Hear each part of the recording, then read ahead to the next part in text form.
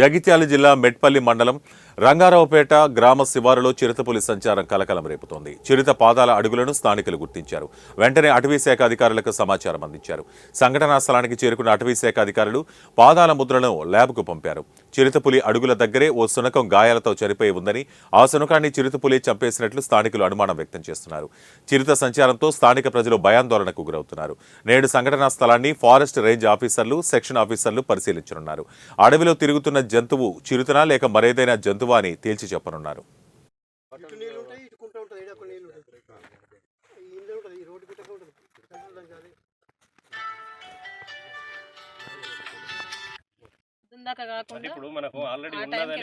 అది తిరుగుతూ ఉంటది కాబట్టి అది ఇటు పోవద్దనేం లేదు. దాని అడుగులు అది మేము కూడా రెగ్యులర్గా వస్తాం కాబట్టి అడుగులు ఎటు సైడ్ ఉన్నాయి, ఏంటి పోయిందా ఉన్నదా అని కూడా మేము కూడా దాన్ని శాటిలైట్ ద్వారా ఇప్పుడే పోదు. మా స్టాఫ్ కూడా రెగ్యులర్గా వాచ్ చేయమని చెప్తాము. బీట్ ఆఫీసర్ మా బేస్ క్యాంప్ స్టాఫ్ కూడా ఉంటారు. అక్కడ ఉంటే ఆయన పాదముద్ర తీసినాం. గొల్చిట్ చెయ్యు అన్నాడు.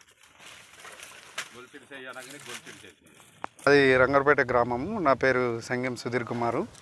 మేము ఇక్కడ వేముల సుభాష్ గారిది తోట అనేది కౌలుకు తీసుకొని మక్క పంట వేయడం జరిగింది.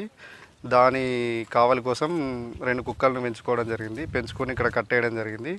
కట్టేయడం వల్ల మొన్న రాత్రి సమయంలో చిరుత వచ్చి దాడి చేసి దాన్ని తినేసి వెళ్ళడం జరిగింది. ఆ రాత్రి సమయం 11:12 గంటలకు అట్లా నేను వచ్చి బాంబు ముట్టిద్దని చెప్పేసి వచ్చేసరికి అప్పటికే దాడి చేసి దాన్ని తిని వెళ్ళింది. మళ్ళీ పొద్దున వచ్చి చూసేసరికి నేను చూసిన ప్లేస్లో కాకుండా కుక్క అనేది ఇంకో ప్లేస్లో పడి ఉండడం జరిగింది.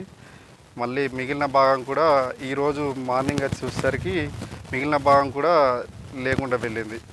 కాబట్టి ప్రజలందరూ ఫారెస్ట్ అధికారులకు మొన్ననే ఆ రోజే ఇన్ఫామ్ చేస్తే వాళ్ళు వచ్చి సర్వే చేసుకొని నిజంగా చిరుత దాడి అని చెప్పేసి వాళ్ళు చెప్పి ప్రజలందరూ అప్రమత్తంగా ఉండాలని చెప్పేసి తెలియజేయడం జరిగింది.